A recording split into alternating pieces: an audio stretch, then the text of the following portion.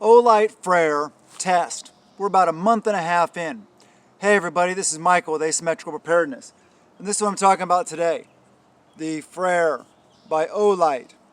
They sent it to me, wanted me to do a review, so I have been.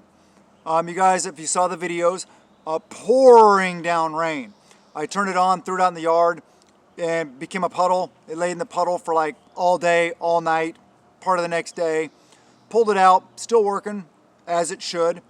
What are some other tests I did? I did, those, I accidentally dropped it kind of things, on the concrete and stuff. So there's some, there's some little scratches and stuff in it, surface stuff, but no big deal. It stood all the shock tests I did, the waterproofing tests I did. Another thing I did was the other day, recently we had record high temperatures, like the highest in recorded history here. Well over 110 degrees, which is insane for Western Washington. So I turned it on, laid it out in the front yard in the 110 plus degree heat, and it did fine there too. So far, the battery life seems really good. So far, the waterproofing seems really good. The resistance to heat seems really good. Shock test seems really good. Everything I've done with it to this point, it stood up. It's performed very well, which for what it is and for the price, it should do very well. If it didn't, I'd be very upset and I'd be very disappointed, and I would definitely thumbs down this light. But right now, so far, I guess I'll give it a thumbs up because I don't have any problems with it. We've used it all a lot. We've only had to charge a battery, I think, twice now in that time period, maybe 3 times in that time period. We use it all the time. It also passed the 4-year-old test. Handed it to her. She ran around with it, dropped it, threw it around all day long for a couple days, stuff like that.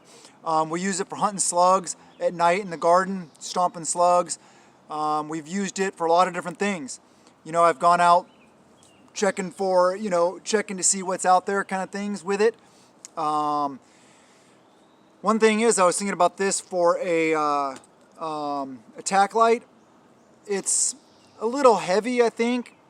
I don't think I would use it for that purpose. They do have dedicated lights for that purpose, which I really like to get my hands on with them. So Olight, if you're watching this, please send me one of those. Love to do an update or do a video about those. Test one of those out. But I think they did send me another light. I think it's in my P.O. box right now. I just haven't got to it. So we'll check it out. So far, I know some people love Olight. Some people can't stand Olight. To this point, before I got this light, I had zero dog in the fight. I had never used, owned, or anything about Olight. So I'm just new to it. I don't have any, opinion either way or the other than the opinion that this light has formed in my mind. And so far, it's done very well. I really like the little starlight button. So you can, it's really dim, but it's bright enough to go around like I did C.Q.B,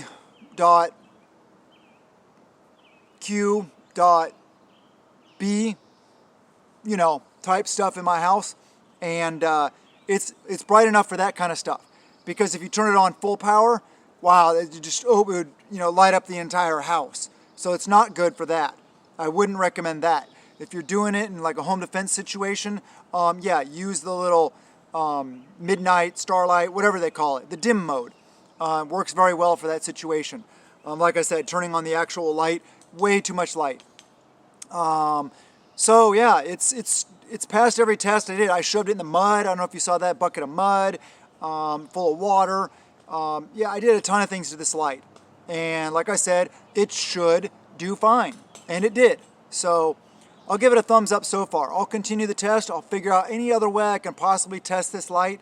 But so far, I'm happy with it. Would I pay, what was it, 130 bucks for this, 120 bucks-ish for this light?